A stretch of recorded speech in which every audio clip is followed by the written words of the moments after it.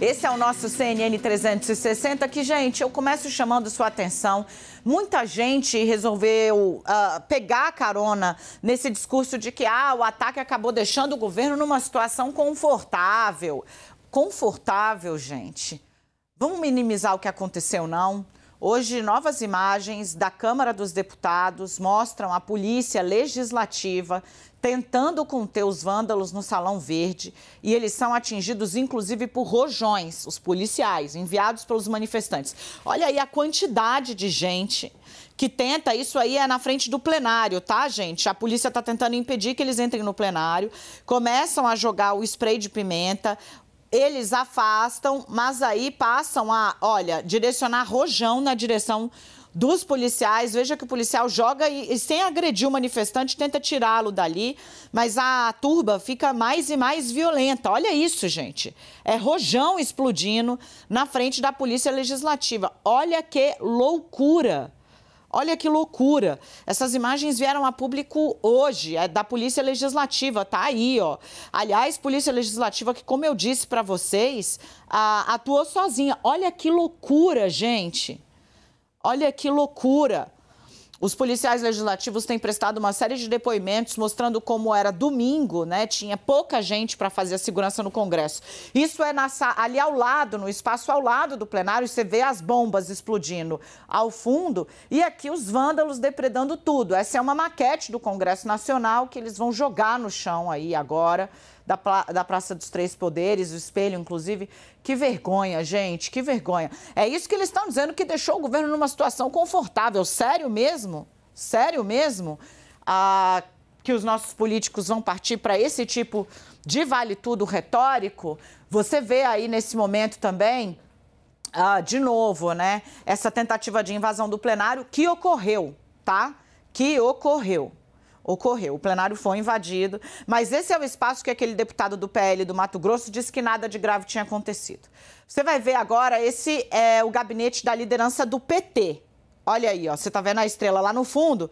O manifestante entrou, quebrou, aí calmamente ele vem, pega um extintor de incêndio, ele tá procurando o que mais que ele pode quebrar, ficou circulando, achou mais uma porta para quebrar, quebrou, foi lá, vai depredar, tá quebrando com uma marreta, uma espécie de... Eles pegaram, gente, aquelas estruturas metálicas que fazem ali o gradil, né, do caminho que você deve seguir para entrar e sair da Câmara. E agora ele estoura o extintor para poder imundar, deixar o local imundo, né, deixar tudo sujo, né. Esse foi o manifestante flagrado pelas imagens da Câmara dos Deputados depredando ali. E aí é o seguinte, ele vê a polícia chegando e aí ele sai correndo, ó, a pessoa, olha lá, né, tranquilão, ele vê se tá faltando força, o que que tá faltando, tenta, a porta resiste às pancadas desse criminoso, né, cometimento de crime ao vivo, aí ele vê, agora ele vai tentar arremessando, agora foi, né? Aí ele pega a arma, que é o extintor, né? Que ele utilizou para quebrar essa porta. Cara, é inacreditável. Olha o tempo, ó. Aí ele vê a polícia chegando. Aí ele se esconde. Percebeu que a polícia está chegando, correu. Correu. E olha, gente, eram 5 homens só. 6 aí. Agora, um inclusive desprotegido. E a Polícia Legislativa vai atrás dele. Agora vamos ver as imagens da liderança do PSDB. Aí, de novo, né, patriota, bandeira do Brasil nas costas, fazendo a gente passar vergonha, extintor de incêndio na mão. Olha o que ele está fazendo. Ele quebrou ali um espaço, né, que você vê que, ó, isso é fogo. Ele ateou fogo nos aparelhos e ele jogou álcool para ampliar. Aonde esse cara arrumou isso, gente? Inacreditável, para ampliar o incêndio. Então, a Câmara foi alvo de uma tentativa de incêndio em diversos locais. Nos gabinetes das lideranças, pegou tudo fogo.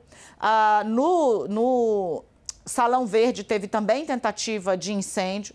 Em seguida, os bombeiros vêm para apagar ali. Ficou cerca de 3 minutos queimando, até que os bombeiros chegam para poder aplacar o que estava acontecendo. Gente, olha que inacreditável. Eles dão uma olhada, inclusive, para ver se é seguro, né, atuar. Olha, eles olham ali o corredor para ver se o vândalo saiu. Olha o tamanho do problema, da tragédia que poderia ter tido. E aí vem o político, né, que percebe o estrago que foi feito pelo discurso extremista ao longo de 4 anos de governo, discurso cravado, cunhado em fake news. Você vai ver agora as imagens também obtidas pela CNN, o momento em que os vândalos se movimentam ali na frente da Câmara dos Deputados. Eles circulam entre viaturas, uma viatura eles conseguiram jogar no espelho d'água, né? Ela tá, inclusive, com fumaça, você tá vendo aí, né? E eles só dispersam depois que a polícia arremessa a bomba de fumaça. Eles ficaram... Teve gente que fez live, fez selfie, fez transmissão para dizer que estava invadindo, que tinha queimado, que jogou o carro da polícia mesmo no espelho d'água e achando isso maravilhoso. Tomamos Brasília, tomamos para quê? Né? Uma gente que usa maca para depredar, é isso que você está vendo aí, ó. Que está usando as placas ali de sinalização para depredar. É inacreditável essa movimentação toda que a gente está flagrando. Essas imagens são muito fortes, muito fortes. E aí os que sobraram depois disso, porque a polícia demorou horas para chegar, né, não apareceu, inclusive a gente vai trazer bastidor logo mais, né, os procuradores que atuam no Ministério Público Federal, vem ali uma nova denúncia saindo contra as autoridades omissas. Ontem Aras fez uma denúncia contra 39 pessoas, vem mais por aí. Trabalho do Carlos Frederico e de um grupo de 6 procuradores. Eu vou trazer já os bastidores disso para você. As imagens são muito fortes, elas revelam exatamente que foi deflagrado um cenário de guerra contra a Polícia Legislativa em absoluta minoria, que tentou defender como pôde a Casa do Povo Brasileiro, que é o Congresso Nacional, dessa horda de extremistas, criminosos, que tentou, por meio dessa baderna armada, impor o regime do medo no país. Thaís, eu acho que as imagens, Thaís e Gustavo Uribe, né, elas não deixam ninguém minimizar o que aconteceu, né? Elas colocam as coisas no ponto onde elas devem estar. Foi brutal o que aconteceu e podia ter morrido policial brasileiro, agente da Polícia Legislativa, que recebeu rojão de manifestante amalucado, gente que decidiu sair tacando fogo, provocando incêndio criminoso, achando que não ia ter que se ver com as autoridades. E Oxalá está preso agora dentro da Papuda. Porque me preocupa, Thaís, essa tentativa de recuperar algum espaço político, né? Apoiadores do presidente Jair Bolsonaro começam a tratar isso como, olha, alguma coisa que serviu ao governo. Serviu ao governo, serviu a ninguém. Isso foi um desserviço ao país como um todo. Eu começo com você, Thaís. Sim, Dani, boa tarde para você, boa tarde, Uribe, a todos que estão aqui com a gente no 360. Dani, para quem não conhece o Congresso Nacional, para quem não conhece aquele espaço da Câmara dos Deputados, o que é importante a gente dizer? É importante a gente dizer que ali poderia ter acontecido uma tragédia ainda maior, de fato. Se não houvesse uma atuação rápida, como nos mostram as imagens, a gente poderia ter tido, sim, uma destruição completa dos prédios do Congresso Nacional. Por quê? Porque tem tapete, porque há muita madeira, por uma série de coisas. Não há muitas saídas de ar. Então, o que aconteceu, e essas imagens deixam bastante claro, é que, em algum momento, houve uma percepção de que não era para ter acontecido uma tragédia, Dani. Não sei nem a quem a gente pode atribuir, mas o fato é que começar a usar o 8 de janeiro como um episódio para tentar se posicionar contra o atual governo, fazer oposição ao atual governo, dizendo que o governo não teria, de certa forma, agido para incentivar isso, me parece uma acusação bastante grave, como a gente tem ouvido de uma série de aliados do presidente Jair Bolsonaro. Por quê? Porque as investigações estão em curso, já há uma série de indícios, já há pessoas presas, já há bloqueio de contas.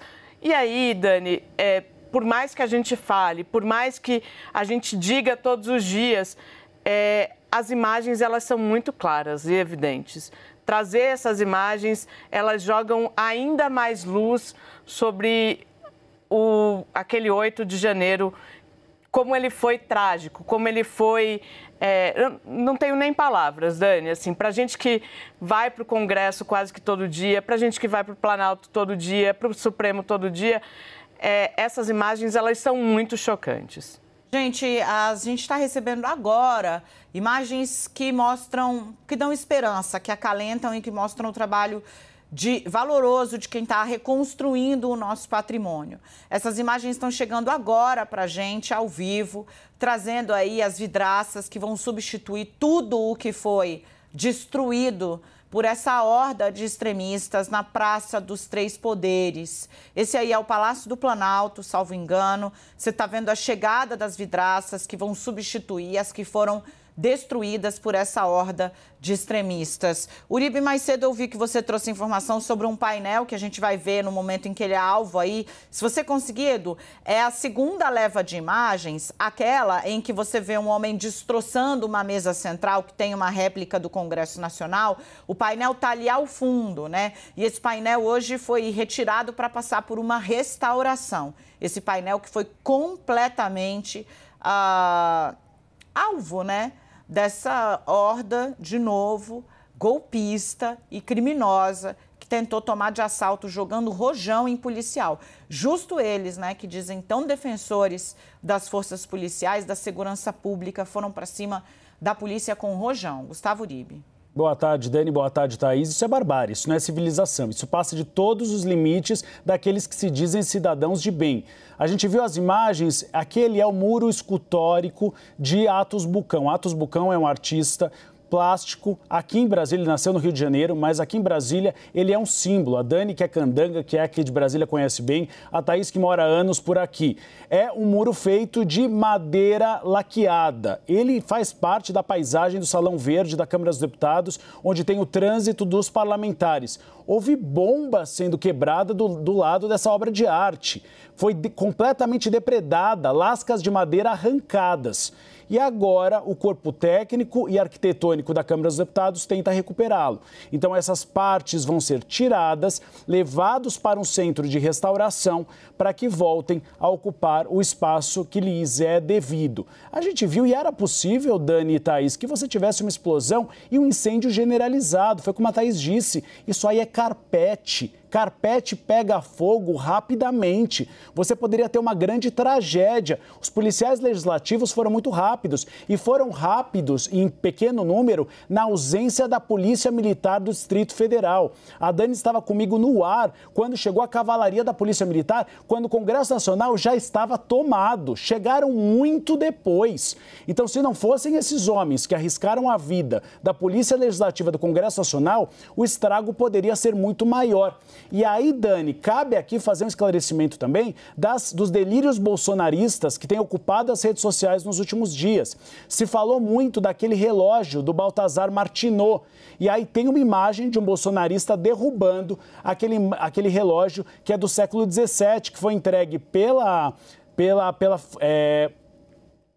como eu posso dizer, pelos reis franceses, pela corte francesa, para Dom João VI. E aí houve uma teoria da conspiração de que o relógio marcava um outro horário, ou seja, que ele foi destruído, na verdade, por uma mudança nas imagens e que, na verdade, não foi destruído por um bolsonarista. O relógio não funcionava, minha gente. Então ele não tinha o horário certo marcando nele. Ele é antigo, ele não funcionava mais. Outra coisa, eu fui até a Polícia Federal apurar essa teoria da conspiração dos infiltrados. E os policiais federais dizem que não faz nenhum sentido uma pessoa infiltrada não cobrir o rosto. Porque se ela é infiltrada, ela cobre o rosto para não ser reconhecida. Se ela não cobre o rosto, o que significa? Significa que ela pode ser pega e depois descoberta como infiltrada. Então, não foi um bolsonarista infiltrado, ele estava utilizando uma camiseta com a imagem de Jair Bolsonaro e o relógio não funcionava. Então, não faz sentido a teoria da conspiração de que ele marcava um horário que não era o horário exato e que as imagens do circuito interno foram adulteradas.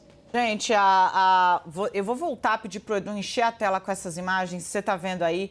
Elas chegaram hoje para a imprensa, a CNN teve acesso hoje, para esse momento em que você vai ver os rojões sendo lançados contra policiais, gente. É brutal isso que a gente está vendo, isso dentro do Congresso Nacional. A fileira de policiais tentando proteger a entrada do plenário, no Salão Verde da Câmara, e eles são atingidos pelos manifestantes com rojões. Olha isso, gente. Fica claro de onde vem a bomba. Você vê o manifestante carregando, inclusive. A polícia tenta reagir com bomba de fumaça. Mas esse aí é o painel que está lá ao fundo que o Uribe estava falando agora. Tá vendo aquela estrutura lá ao fundo? Esse é o painel do What's Vulcão. Enquanto a Câmara era palco de uma verdadeira batalha de um exército só, porque um lado estava armado de pau, pedra, bomba, fogo, álcool, e o outro estava armado de cacetete, bomba de fumaça, e em muito menor número. Então, poderia ter havido um massacre. É por isso que a apuração das responsabilidades é muito importante.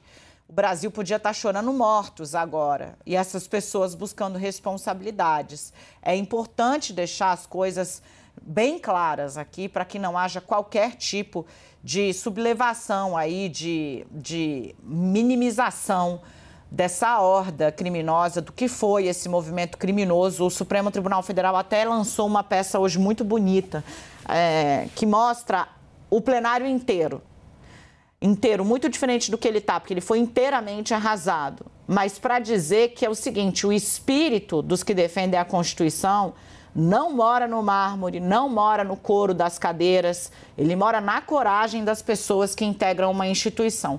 Os policiais legislativos honraram a farda que eles vestem, enfrentaram em muito menor número esses criminosos, e é em respeito a eles que a gente renova o pedido para que os parlamentares e os políticos bolsonaristas não façam do sangue derramado pelo outro e do crime cometido por quem comunga com as suas opiniões algo irrelevante ou algo politiqueiro, algo palanqueiro. Aí não, isso a gente não pode e não vai tolerar.